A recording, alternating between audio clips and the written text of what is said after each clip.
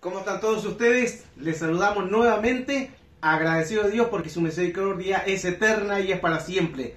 Hoy a las 21 horas 9 de la noche, horario de Santiago de Chile, otro tema más, donde hoy vamos a estudiar el tema los espíritus de los lugares altos. Cómo entidades en el mundo espiritual se mueven a través de lugares altos. Cómo brujos, hechiceros van a los lugares altos a tomar territorios y gobernar ciertos lugares. Hoy, desde las 21 horas, le invitamos a través del sonido del cielo con el tema los espíritus de los lugares altos.